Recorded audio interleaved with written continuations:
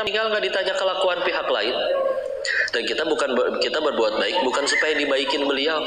Allah suka, udah gitu aja. Ya. Ini ada kisah kayak gini. Ada bapak-bapak lagi bakar sampah waktu itu. Udah gitu nemu ular. Ularnya diem aja, dikira udah mati kan. Daripada nakutin orang, mendingan dibakar deh sekalian. Pas dipegang ularnya ternyata masih hidup, matok, ngigit, stok. Kaget, kelempar ularnya ke api. Karena ularnya jatuh ke api, si bapak yang habis kegigit ngambil kayu panjang untuk nyelamatin ular itu keluar dari api. Bapak-bapak lain yang ngelihat kejadian itu nanya, "Pak, bapak tuh habis digigit loh sama ular itu. Kok bapak malah nyelamatin ularnya sih?" Beliau jawab, "Ular matok nggak bisa milih, dah dia hewan." Orang emang ular patokan ular mau ngegigit apa? Di orang mukanya jelek banget, banyak utang lagi, saya patok enggak kan? Enggak kan? Mau tampan, cantik, tua, muda, pria, wanita, dia megang ular merasa terancam ya matok. Kita, bapak itu menjawab, "Aku manusia diciptakan untuk beribadah dan aku bisa memilih mau melakukan apa. Buat apa kita ngaji tinggi, sering-sering sekolah tinggi-tinggi, tapi disikut balas sikut, difitnah balas fitnah, dicaci balas caci. Buat apa sekolah tinggi-tinggi kalau bisanya niru keburukan orang? Fitnah buruk gak? Buruk. Terus kita sengaja balas dengan fitnah yang sama. Makin kenal Islam, makin harus tahu kelemahan diri. Ya, jangan malah sibuk dengan kurangnya orang lain. Ini keluarga saya ini memang belum dapat hidayah nih, ngaco semua. Enggak. Allah mau bisa mereka yang jadi ahli taat, kita yang dibiarin tersesat sendirian mudah. Ya, maka kudu nyampe benar-benar ditunjukin, pokoknya nyampe segitunya. Ya. Ada orang tua, ada guru kami dulu bilang kayak gini. Kalau ada seorang anak ngedoain orang tuanya sehari 5 kali, anak itu durhaka katanya. Durhaka 5 kali loh. Iya. Kita coba ya doain orang tua. Allahumma gfir lana wali walidina warhamhuma kama rabbayana segoro. Satu, sama-sama yuk. Karena ini saya jadikan jamak ya, karena kita bacanya bareng-bareng. Allahumma gfir lana wali walidina warhamhum kama rabbawna segoro. Allahumma gfir lana wali walidina warhamhum kama rabbawna segoro. Allahumma gfir lana wali walidina warhamhum kama rabbawna segoro. Allahumma gfir lana warhamhum. Allahumma gfir lana wali walidina warhamhum kama rabbawna segoro. Baca itu ada yang patah tulang, ada yang setelah baca itu berdarah-darah, terkilir, keseleo, atau bahkan berkeringat. Insya Allah tidak ya. Tapi kalau orang tua kan rasa paling sakit bagi laki-laki itu patah tulang secara fisik. Kalau bagi wanita apa? Melahirkan. Ada yang jauh patah hati ya, bukannya melahirkan ya. Melahirkan itu kata orang medis, saya ingat dia bilang melahirkan itu 27 kali lipat lebih sakit daripada patah tulang. Ya. Nah, ini kalau ke orang tua tuh udah nyampe tingkatan kayak gitu. Sahabat mau ikut perang, ya Rasul saya siap ikut mati perang nih, sekarang berangkat. Mati juga saya siap. Punya orang tua nggak di rumah? Punya Rasul. Masih perlu kepengurusanmu? Iya, pulang jihadmu di rumah. Tuh. Abdullah bin Mas'ud berkata, apa seamalan yang membuatku paling dicintai Allah? Pertama, sholatu ala waktiha. Salat tepat pada waktunya. Yang kedua, birrul walidain. Yang ketiga, jihadu fisabilillah. Jihad di jalan Allah. Bahkan tingkatannya di atas jihad.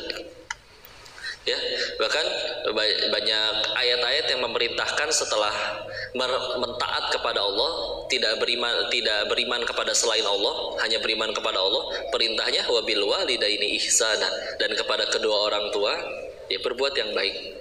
Ya, perintahnya setelah tauhid. Ya. Jadi kudu sampai segitunya sih ke orang tua. Selagi tadi makanya nyampe tingkatan, nah 1 tambah 1 5. Iya bu, iya udah. Ibu bener.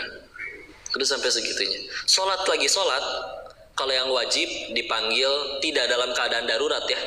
Kalau lagi wajib itu ya tidak dibatalkan. Tapi kalau lagi sholat ya sholat sunnah, orang tua manggil langsung batalin. Nangkung kok udah tasyahud akhir. Nah, iya berangkat langsung. Ada apa bu? Enggak, iseng. Apa? Enggak apa-apa. Karena gini, wajib ke Allah sama wajib ke manusia, dahuluin wajib ke Allah. Sunnah ke Allah sama wajib ke manusia, dahuluin wajib ke manusia. Ya, sunnah ke Allah sama wajib ke manusia, dahuluin wajib ke manusia. batalin. Kalau sholat sunnah bisa diulang kok.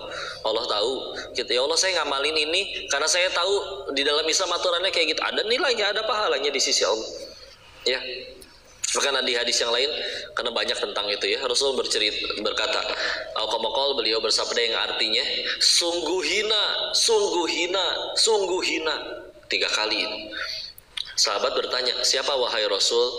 Orang yang mendapati orang tuanya dalam kepengurusannya, lalu dia gagal ke surga. Misal ibu ini punya anak 4. Si ibu lebih milih, saya pengen tinggal sama anak yang ketiga. Si anak ketiga gagal ke surga, itu kata Allah, hina, hina, hina. Kalau bahasa sayanya mah, lu ngapain aja hidup? Itu tuh udah amalan paling surgawi banget. Masih gagal ke surga. Karena kan repotnya luar biasa ya. Punten ya, sudah nyampe, kadang kan ada yang nyampe di tingkatan harus disuapin, harus dicebokin, harus gagal ke surga, padahal dapat amanah itu. Rasul nyampe berkata, hina, hina, hina. Ya. Terus, cara paling gampang, kalau pengen cara paling gampang ke surga, kudu kayak gitu ke orang tua. Ya. Kecuali nanti perintahnya bertentangan dengan syariat atau menyuruh kita menyembah kepada selain Allah, itu tidak diikuti. Tapi tetap berbuat baiknya mah tetap. Sa'ad bin Abi Waqqas, kan ibunya juga kayak gitu. Nah, ibu gak akan mau makan sebelum kamu meninggalkan agamanya Muhammad. Biarin, ibu mati juga gak apa-apa. Ngambek ceritanya, ya kan? Apa jawaban Sa'ad bin Abi Waqqas? Bu, saya lupa 10 atau 100 ya, tapi beliau bilang kayak gini, ibu punya 100 nyawa pun, dan nyawa itu keluar satu persatu dari tubuh ibu, saya tetap tidak akan meninggalkan agamanya Muhammad sallallahu alaihi wasallam. Tapi sambil ngomong kayak gitu, ibu mau makan apa bu? Tolong dimasakin, dibuatin, terus berbuat baik. Tapi ya gitu, akidah kan seiring dengan perbuatan baik. Tapi kudu nyampe segitunya. Memang kalau sudah perintahnya sudah akidah, udah dijaga agar jangan sampai ada kemelesetan akidah. Tapi berbuat baiknya juga harus lebih pol-polan daripada sebelum kenal Islam. Masalah hati orang tua akhirnya dibolak-balikan atau tidak, bismillah insyaallah. Ya. Karena alhamdulillah kita meninggal gak ditanya, kalau nggak akan ditanya, kamu udah berapa orang yang kamu mualafin, udah berapa orang yang kamu bikin hijrah, enggak sama sekali. Ya, urusan sama Allah mah enak kan? Sedekah, bangun masjid, masjidnya belum jadi, kita meninggal. Misalkan ya, di hari akhir dikasih buku catatan amal. Loh kok nggak ada? Tanya ke Allah. Wahai Allah, engkau pasti tahu tanggal segitu, jam segitu aku sedekah. Kenapa di buku catatan amalku tidak ada? Tidak mungkin Allah berkata, ya kan masjidnya belum jadi pahalanya belum cair. Enggak gitu konsepnya bos. Ya. Masjidnya belum, jangankan udah sedekah ya, ini duit masih di kantong, hati baru niat udah jadi amal tuh. Ini kita pengen berbuat baik ke orang tua, orang belum berubah orang tuanya. Dan sebelum kita meninggal, dan akhirnya misalkan meninggal duluan, beliau juga belum mau kenal Islam, tetap jadi amal, tetap jadi pahala. Ya. Jadi istilah ya, itu ladang amal pahala yang luar biasa. Dan semoga Allah bolak-balikan hati beliau ya. Mungkin segitu dulu buat yang ini ya. Wallahu a'lam bishawab. Assalamualaikum warahmatullahi wabarakatuh. Waalaikumsalam warahmatullahi wabarakatuh, Ustaz. Terima kasih. Ini saya adalah anak saya biasanya di pondok. Usia berapa Pak? 19 tahun. 19. Oh udah lulus, alhamdulillah. Ya terus? Kemudian mereka memasuki dunia perguruan tinggi. Tentunya antara dunia luar yang selama ini dia di dalam kan berbeda sudah. Suasana situasinya. Dalam kayak saya mungkin biasanya mungkin ada saran dari host ini sebagai juga menjadi produk tersebut. Nah, bagaimana menyeimbangkan antara sekarang ini dari dia sendiri di universitas yang dia tidak ingin ya, lingkungannya beda ya. Itu bagaimana mengatasi dan memotivasinya. Baik, bismillah insyaallah. Ya, saya jawab dari sudut pandang orang tuanya dulu ya, ayahnya. Surat Al-Kahfi surat ke-18 di ayat 60 sampai 82-nya kan ada kisah Nabi Musa ketemu Nabi Khidir ya. Saya pengen fokusnya ke perbuatan yang ketiga, karena ada 3 perbuatan Nabi Khidir yang dikomplain, diprotes sama Nabi Musa, ngelobangin perahu, bunuh anak kecil, sama yang ketiga nih, mereka nyampe di satu kota minta dijamu, nggak ada yang mau ngejamu. Pas mau ninggalin kotanya, nemu rumah anak yatim udah mau roboh, malah direnov, dibangun ulang sama 2 nabi ini. Kan di akhir perjalanan dikasih tahu bahwa ini kehendak Tuhanmu, dan paling utamanya karena wakana abuhuma soliha. Solihanya bukan karena perempuan ya, tapi di i'rabnya nasob, jadi fathah belakangnya ya. Maka karena ayahnya soleh. Kalau silakan nanti mau coba baca tafsirnya, itu tidak diceritakan bahkan bahwa anaknya soleh, tapi ya ayahnya. Bahkan ada tafsir yang menyebutkan bahwa yang soleh itu justru bukan ayah langsungnya, tapi ayahnya lagi 7 turunan. Jadi kalau ada orang suka bercanda, wah dia kaya 7 turunan, nah itu dari tafsir ayat itu tuh. Luar biasa Islam ya. Nah coba lihat ya, dulu guru kami pernah ditanya oleh istrinya sendiri. Pertanyaannya sama, ini gimana masa depan nih? Anak-anak kita kayak begini, masa depan teknologi gadget seperti ini mengkhawatirkan. Gimana nasib anak kita ke depan, apalagi kalau kita nggak ada umur? Guru kami jawab kayak gini, apa andil kita buat anak kita? Apa kita yang bikin kakinya? Apa kita yang bikin tangannya? Minimal bikin alisnya. Kita manusia jangankan gambar manusia aja, petat-petot kita, apalagi bikin manusia. Ya. Coba orang kita suruh ngegambar dah, kasih kertas sama pulpennya, bulat, gitu ya, gitu doang. Maka beliau menjawab, yuk tenang, Tuhan kita, anak kita punya Allah. Tugas kita cuma satu, meyakinkan, memastikan diri kita di hadapan Allah jadi orang tua yang layak ditolong sama Allah. Kenapa? Coba lihat. Itu di situ diceritakan wakana abu solihah. Ayahnya soleh, tidak diceritakan anak-anaknya soleh atau tidak, dan orang tuanya udah wafat, anaknya masih belum akil balik, anak yatim tinggal berdua. Tapi lihat, orang ngebangun sesuatu, ini hotel, yang bangun siapa? Tukang ya. Anak yatim ini rumahnya mau roboh, yang bangun 2 orang nabi diutus sama Allah, hanya karena satu alasan, ayahnya soleh. Sila ya Allah, layakan diri kita di hadapan. Aku nggak tahu masa depan kayak gimana, tapi hamba titip anak hamba ya Allah, deketin sama yang soleh, deketin dengan lingkungan yang baik, gagalkan, jangan biarkan di hatinya penasaran dengan sesuatu yang nggak baik. Istilah satu-satu yang masih bisa kita lakuin paling dari situnya dulu, karena nanti sisanya sama teknis ya. Ada yang dari kecil memang udah luar biasa. Waktu anaknya masih kecil suka di kayak gini, ma aku mau coklat. Bu nak, ketahuilah siapapun, semua orang termasuk mama papa, kalau pengen ngasih kamu coklat nak, Allah nggak ngizinin, nggak akan nyampe coklat itu ke kamu. Yuk kita berdoa yuk, padahal di kantong udah dibeli coklatnya, udah dikasih. Dan akhirnya anak kita hanya berkata, ya Allah mau coklat, ya Allah amin, misalkan gitu ya. Alhamdulillah, nah ini ada hadiah dari Allah. Dari kecil udah dibiasain terus kayak gitu. Karena kalau ngeliatin kisah-kisah guru-guru kami dan ikatan mereka dengan ayahnya, itu Masya Allah. Ustadz Budi Ashari pernah diajak jalan sama ayahnya, ngelihat kelapa. Nah lihat kelapa ini, terakhir kita kesini belum berbuah, sekarang sudah penuh dengan air kelapa. Coba cari nak, di mana jahitannya? Jahitannya, iya, tadinya nggak ada airnya, sekarang ada airnya, harus dibuka dong buat dimasukin. Terus mana jahitannya? Nggak ada. Lihat siapa yang mampu melakukan itu tanpa merusaknya. Terus dijejelin hal-hal seperti itu, Masya Allah. Dan ketahuilah, di dalam Al-Quran ada 17 percakapan antara orang tua dengan anak. 17. Yang satu adalah percakapan ayah ibu dengan anaknya, 3 pihak. Yang 2 adalah percakapan ibunya saja dengan anaknya. Yang 14 adalah percakapan ayahnya dengan anaknya. Jadi kadang kalau di luar sana ada yang penting aku udah kerja tiap bulan udah transfer, tolong dong anak saya jadikan soleh. Wah, gimana ceritanya? Tanpa pernah komunikasi.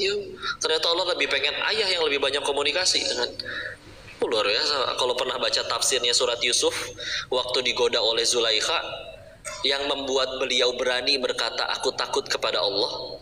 Di situ ada riwayat yang menyebutkan, kan disebutkannya Nabi Yusufnya juga tertarik sama Zulaikha. Muhammad bihi wa hamma biha, itu berarti aku tertarik padanya dan dia juga tertarik, sama-sama tertarik gitu ya.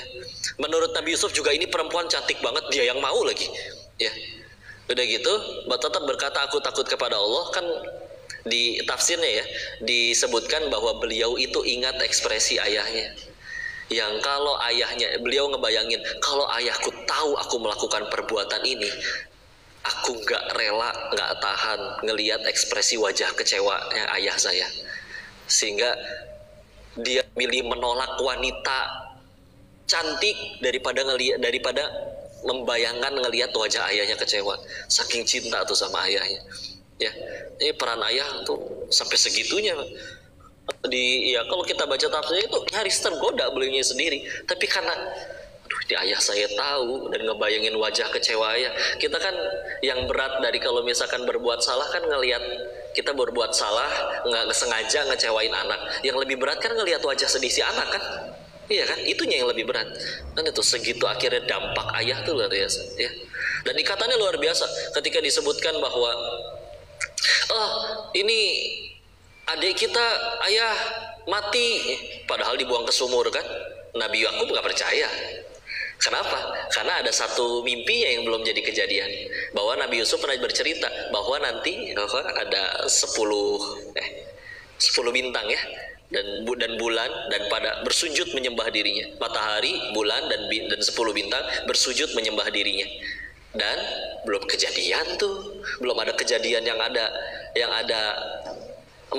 merepresentasikan 12 orang bersujud di hadapan atau berterima kasih di hadapan Nabi Yusuf. Maka pasti belum mati anak saya. Itu ikatannya sedalam itu, meskipun nggak tahu anaknya di mana gitu ya. Tapi juga ya itu bonding yang bisa dikuatkan ya. Sisanya mah ya teknis sih. Kalau nasihat dari Ali bin Abi Thalib menyebutkan kalau anak yang masih 0 sampai 5 tahun itu belajarnya kan meniru ya. Jadi anggaplah mereka diperlakukan seperti raja.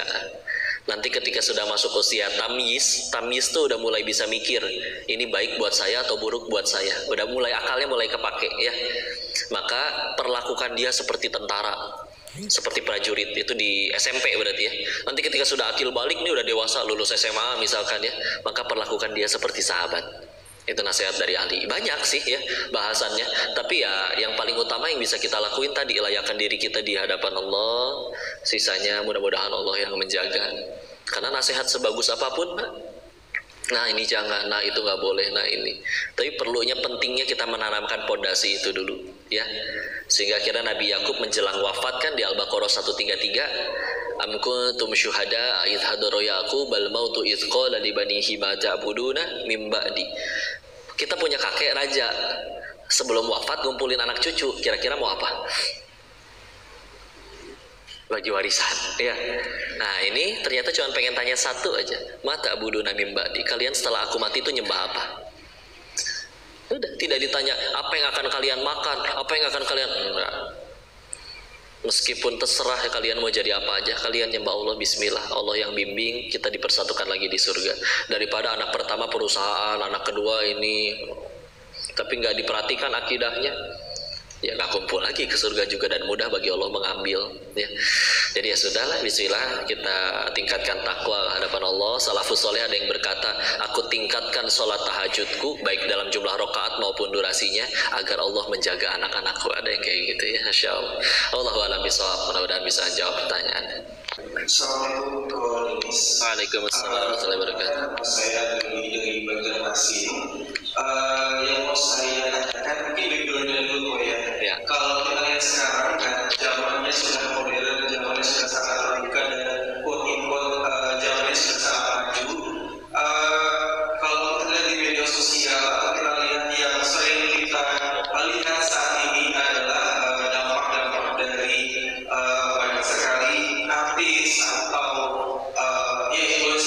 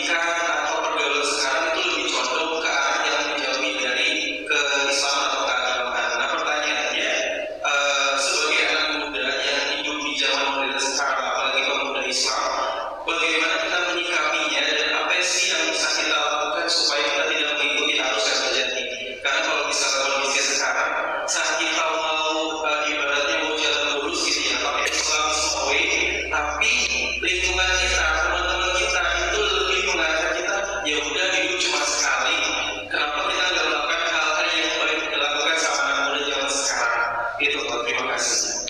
Baik, bismillah. Insya Allah ya.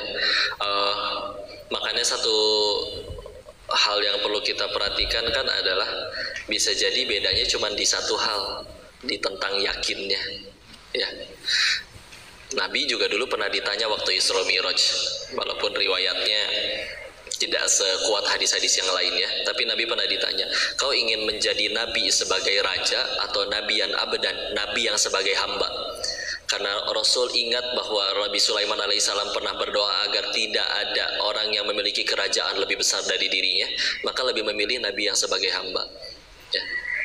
Hamba kan kalau di zaman segitu ya hamba sahaya ya hidupnya, tapi karena yakin dengan jaminan Allah sebagaimana yakinan Nabi Ibrahim yang tadi di kajian disebutkan, ya itu dia mungkin ya yang menjadi perbedaan. Dulu sama pernah mikir kayak gitu, tapi berproses waktu ya. Ketika Allah juga memberitakan wa'atasimu bihablillahi jami'a, kau berpegang teguhlah kepada tali Allah. Ya kita udah tahu apa yang harus dipegang teguh sampai digigit dengan gigi geraham, Al-Quran dan Sunnah. Ada yang komplain lagi, kok itu 14 abad yang lalu kok, zaman udah beda banget sekarang, masa ya Quran dan Sunnah lagi solusinya? Jawaban guru kami waktu itu adalah, bawakan masalah paling rumit zaman sekarang, saya bisa bawakan masalah yang lebih rumit zaman dahulu dan udah selesai dengan Quran dan Sunnah. Kalau Allah mau, mudah. Sampai sekarang dibuat masih ada wahyu yang baru, Al-Quran jilid 2 misal, Quran surat 115, setelah An-Nas ada surat lagi, mudah nggak bagi Allah? Mudah kalau Allah mau. Kenapa tidak ada? Karena demi Allah Al-Fatihah sampai An-Nas cukup untuk jadi pegangan kita sampai hari kiamat. Cuman kita megang benar-benar atau enggak. Dan mudah nggak bagi Allah membuat ada Rasul lain selain Muhammad SAW setelah beliau? Kalau mau, atau bahkan dibikin Rasul masih hidup lah hingga hari ini. Allah punya kuasa ngelakuin segala macam hal itu. Tapi kenapa beliau sudah diwafatkan? Karena petunjuk dari beliau pun, sunnah-sunnahnya cukup buat jadi pegangan kita sampai nanti hari kiamat. Pertanyaan sekali lagi, kita mau megang itu atau enggak? Kita mah perkara minum sambil duduk aja, baru mau minum sambil duduk setelah baca penelitian dari Jepang bahwa ginjal itu kalau lagi duduk nanti minumnya bla bla bla gimana. Nabi udah ngelakuin 14 abad yang lalu. Ya.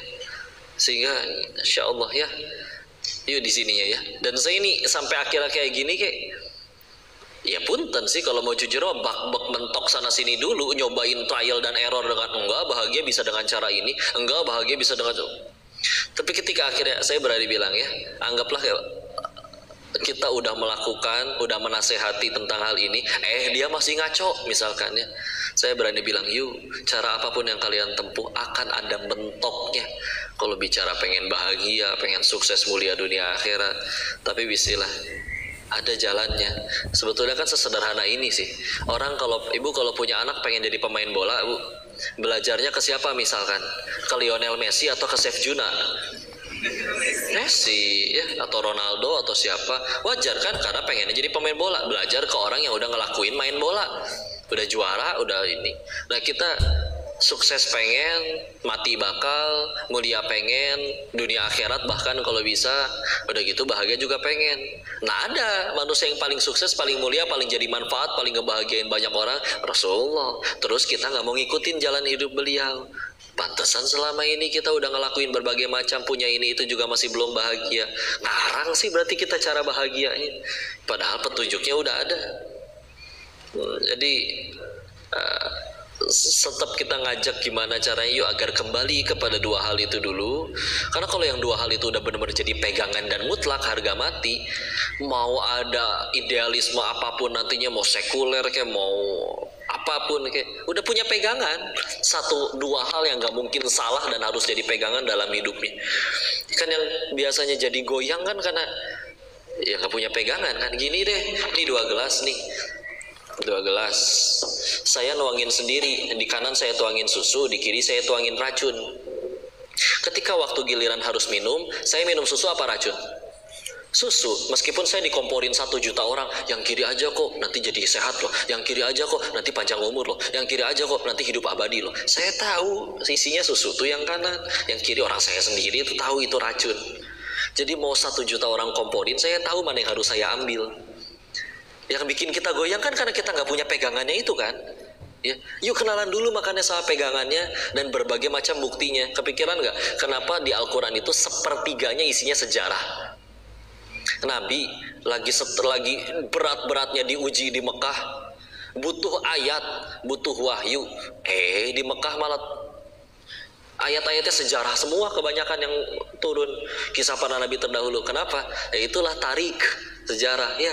Beda dengan qasas, cerita, apalagi asatirul awalin, dongeng orang-orang terdahulu. Namanya dongeng ya kancil mencuri ketimun, kisah nyata bukan?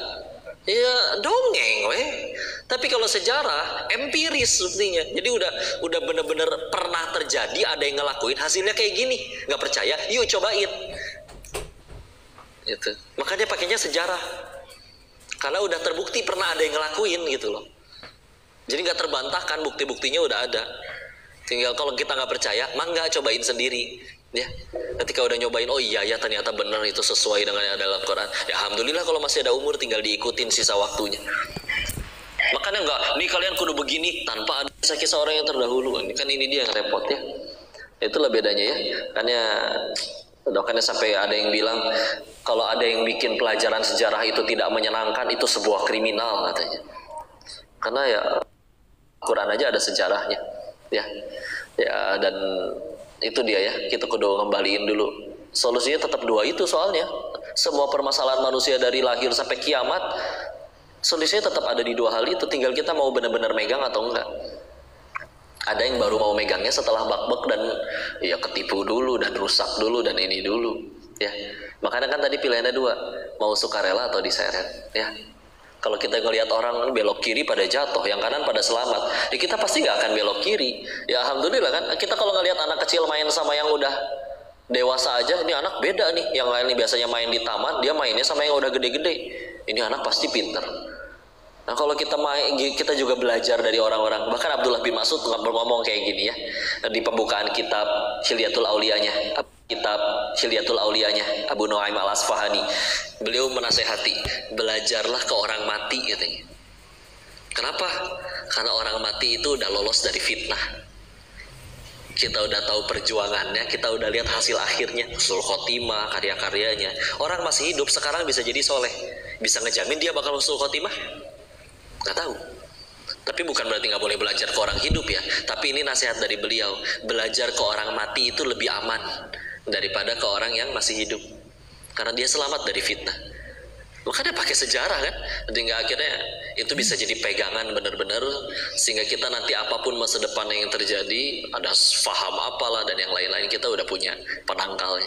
Yuk kita kenalan dulu ya. Allahu a'lam bishawab. Assalamualaikum warahmatullahi wabarakatuh. Waalaikumsalam warahmatullahi wabarakatuh. Nama saya Neta, saya dari Lubus 4 jam. Oh 4 jam. Ya. Apa dari kota Palangkaraya? Dari Lubus Barat. Jauh ya? Masya Allah. Silakan. Sebelumnya saya tadi ada Yunda di sini. Jadi malam saya untuk Teh Yunda. Waalaikumsalam warahmatullahi wabarakatuh. Semoga berkah selalu. Amin ya Allah, mohon doakan kami selalu.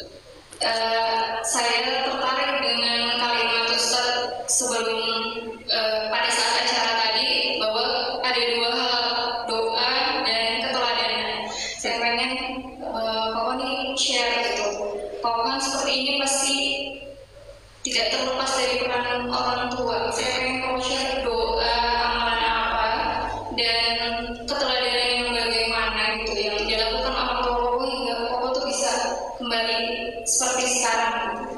Terima kasih, mungkin itu dari saya. Assalamualaikum warahmatullahi wabarakatuh. Waalaikumsalam warahmatullahi wabarakatuh.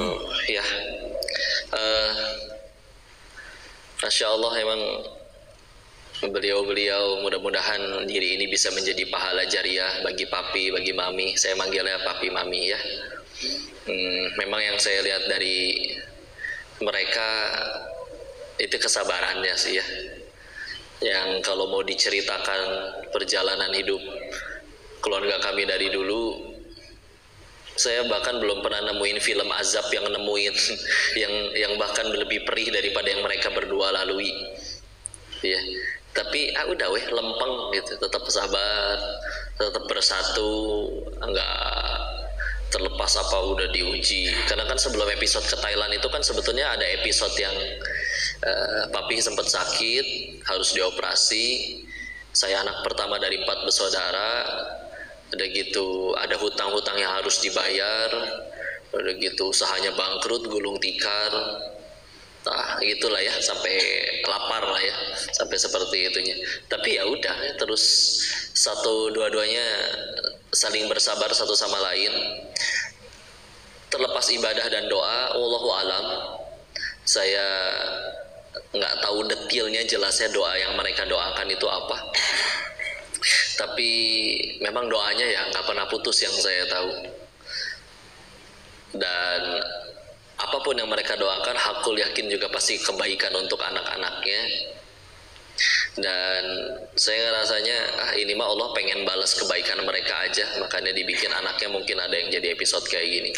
Bahkan ada yang saya pikirkan juga kayak gini, di luar mereka pun mungkin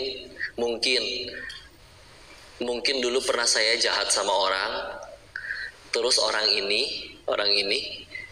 yang soleh asli, dan dia malah ngedoain kebaikan bagi orang yang jahatin dirinya.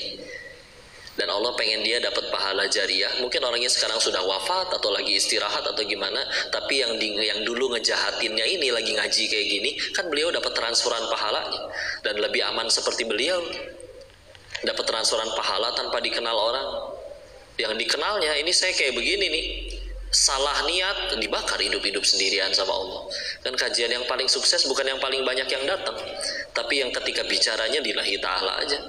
Bisa jadi lebih berhasil yang di desa-desa, santrinya cuma 1, nggak ada yang ngajak foto dan lain-lain.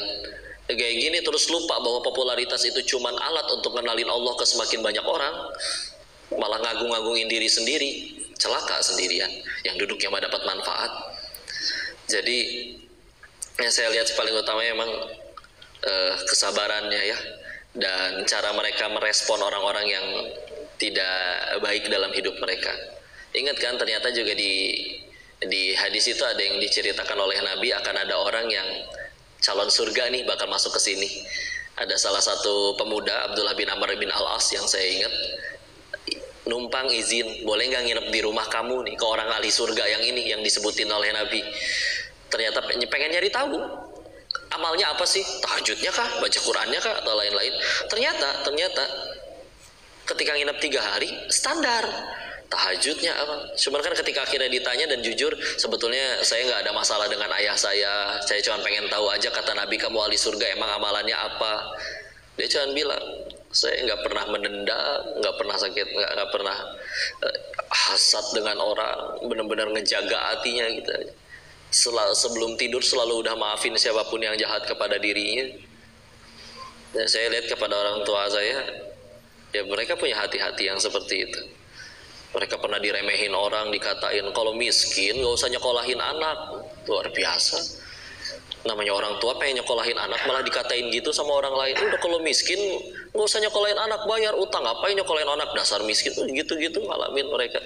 Tapi sampai sekarang masih dibaikin orangnya, masih ya punya hati yang seperti itu ya. Makanya kan amalan hati itu kan jangan dikira amalan tuh yang penting kita gerak, nonggeng, sujud, sholat. Luar biasa amalan hati itu ya. Jadi semoga Allah merahmati beliau ya. Demi Allah tidak ada kebaikan pada diri ini mah Allah dan beliau saja yang jadi kebaikan. Sabarnya papi ketika ada momen di mana beliau itu izin ya, mungkin kalau ada yang pernah melihat podcastnya kan, papi dulu juga sebelum anak yang jadi bandar judi, papinya sempat di kehidupan kayak gitu. Tapi ketika benar-benar berhenti dan ada godaan untuk balik lagi ke dunia yang lama, memilih untuk tetap nggak mau. Jadi sempat kerja jadi kenek, ikut naik truk nganterin ikan asin, gaji sehari 15.000. Di rumah ada istri sama anak 4, mau dikasih makan apa itu ya. Tapi tetap nggak mau balik lagi ke dunia kayak begitu ya.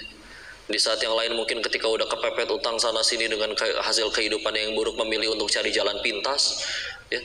Jadi udah sabar, bismillah. Ada yang nagih, bismillah Pak, silakan. Kalau misalkan Bapak mau tunggu saya bayar, suatu saat saya punya duit saya bayar. Tapi sekarang kami nggak bisa bayar. Saya pasang badan nih, Bapak mau bunuh saya yang sediain pisaunya nih, bunuh aja saya. Tapi saya mati, Bapak nggak akan balik duitnya. Tapi kalau misalkan saya ditungguin, bismillah, kemanapun saya cari buat bayar utang. Ya.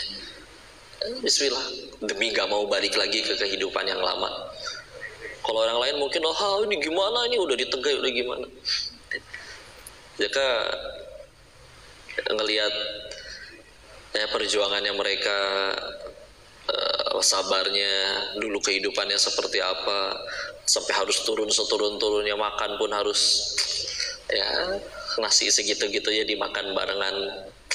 Jadi ya semoga Allah merahmati beliau ya. Dan jadi asalnya mungkin itu dulu yang bisa dijawab ya.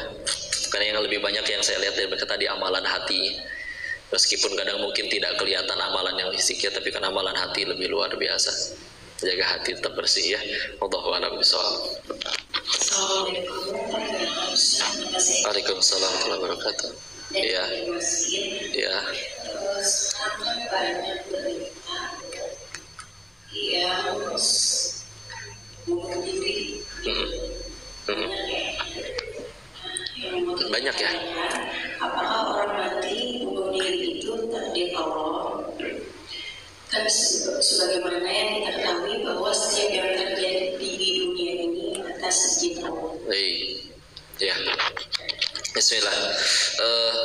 Nikmat kepada manusia itu ada 3 yang saya tahu. Yang pertama, nikmat hidup. Hidup tuh nikmat, tahu. Kalau hidup kan kita bisa beramal, bisa nyari pahala ya. Yang kedua, ada nikmatnya nikmat kebebasan, merdeka. Azan berkumandang nanti asar, kita bisa milih pengen sholat atau pengen tidur-tiduran. Dan ketika sengaja ninggalin sholat juga tidak langsung ada petir menyambar ya, tidak langsung mati seketika ya. Dan yang lebih tinggi lagi ada yang namanya nikmat hidayah. Itu adalah ketika kita punya kebebasan tapi malah kita tetap milih mau melakukan ketaatan, dan itu yang paling mahal ya. Sekarang yuk mari kita lanjutkan. Berarti kan di situ ada pilihan manusia ya, yang pilihan yang nanti akan dihisap.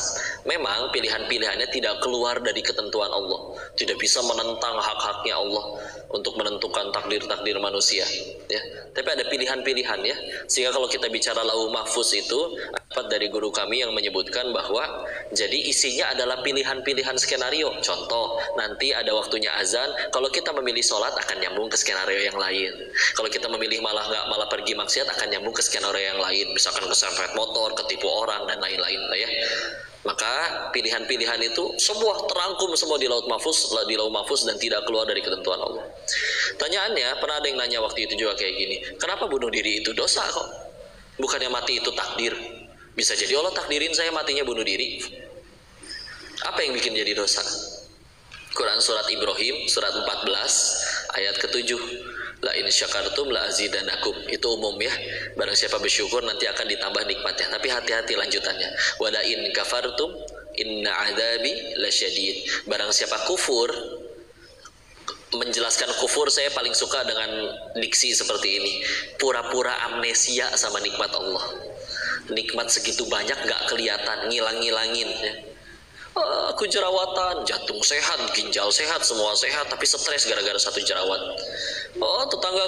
Tetanggaku naik jabatan, dia stroke masuk rumah sakit gara-gara dengki tetangganya naik jabatan, padahal dianya juga sehat ya.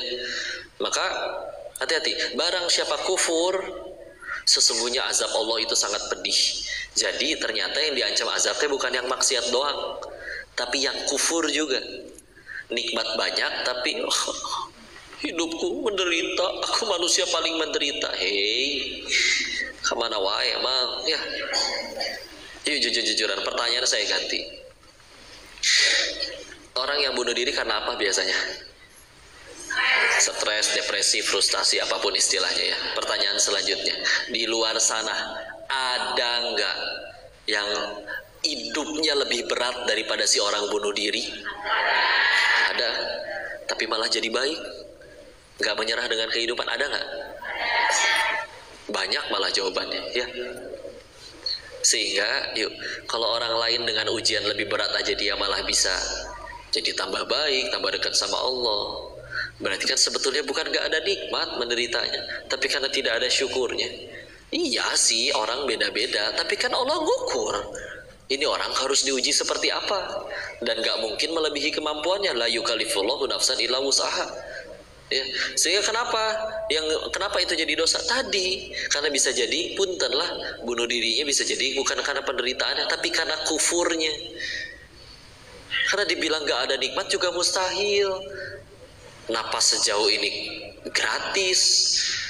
Ingat cerita tentang seorang syekh yang gak bisa napas, terus masuk rumah sakit pakai oksigen 3 jam. Pas bayar nangis. Kata susternya kalau gak ada biayanya nanti kami tanggung, ada yayasan. Enggak, ini ada duitnya, saya bayar cash. Terus kenapa bapak nangis?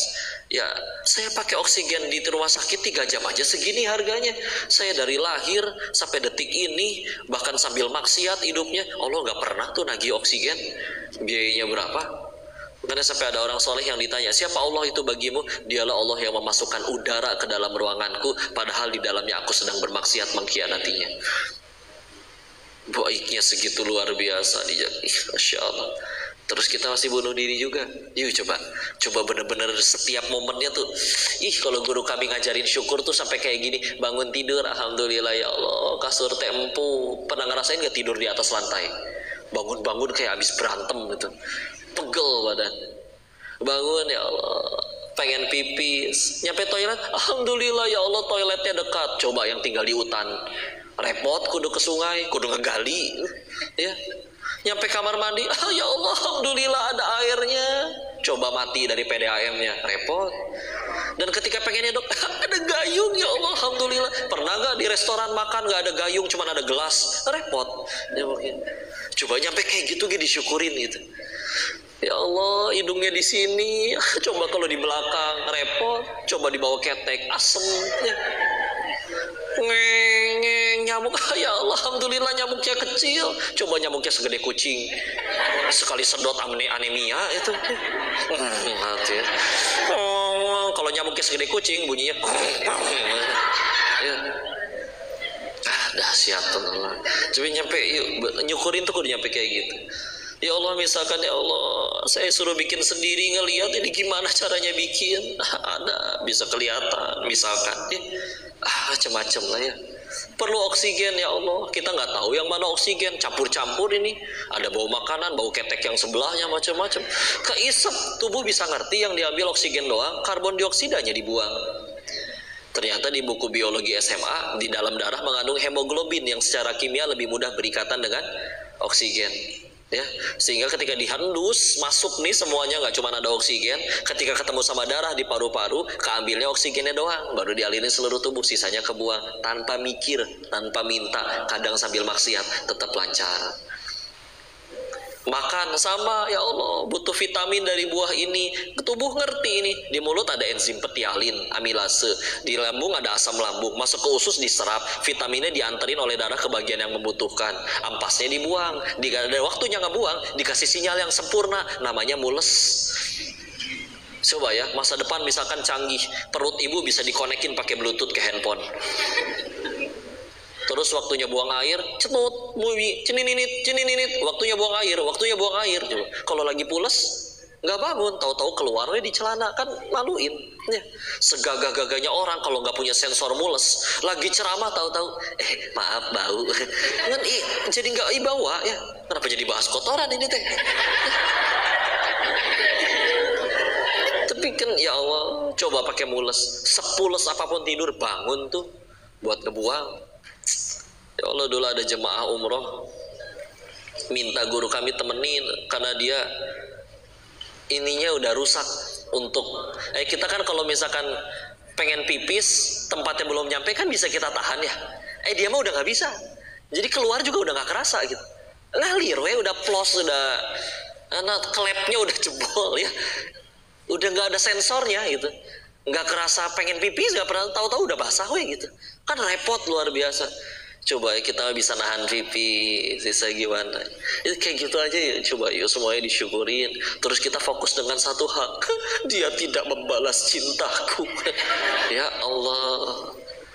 Jangankan dia, satu dunia cinta kepadamu Allah nggak cinta juga repot.